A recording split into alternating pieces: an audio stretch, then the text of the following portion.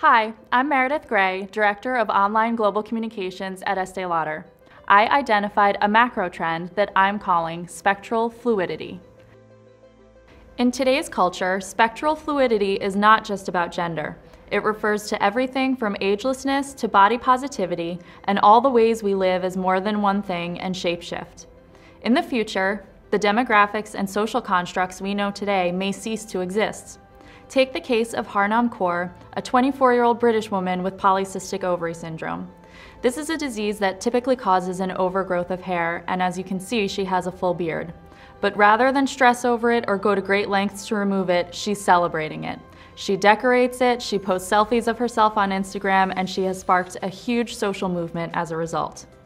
Next to her is Batty Winkle, an 87-year-old woman with 1.1 million Instagram followers who appeared at the MTV Movie Awards and refuses to be defined by her age. And on the other side is a photo from Camp No Counselors, a sleepaway camp for adults to relive their glory days. This cultural fluidity allows us to escape our adult lives and slip back into childhood, if just for one weekend. In addition, technology has become the facilitator of a new form of relationship.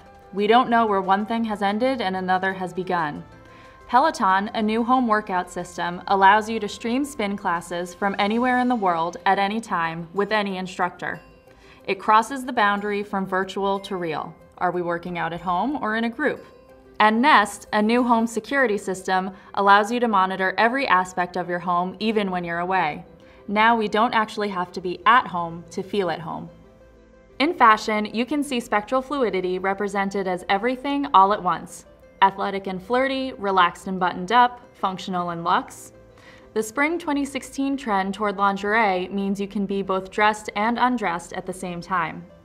In retail, this spectrum comes to life with Zara's new premium line, focusing on more expensive textiles like leather, cashmere, and suede, as well as handmade items, which goes against the grain of the assembly line production for which Zara is known.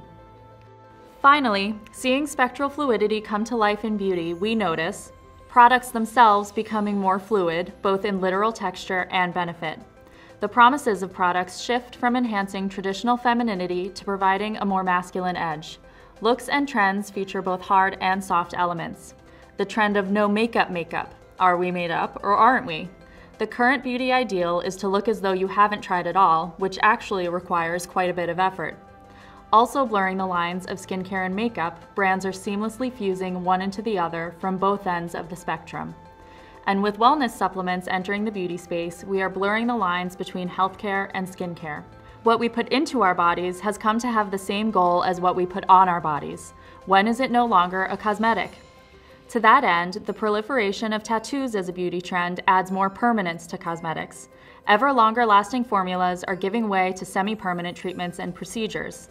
One example is the recent trend of eyebrow tattooing and embroidery, which allows you to permanently stitch color into your eyebrows. Consumers have come to expect this permanence, turning the notion of the cosmetic, typically a superficial improvement, into something that becomes part of the body. Spectral fluidity is not about categorization, but rather the fluidity of moving from one thing to another. Life becomes boundaryless, and we move so seamlessly from one thing to the next, we might not even realize the shifts we're making. It's not either or, it's all. And in friendships, relationships, and even in the consumer journey, we don't have to choose. We want, and we get, it all.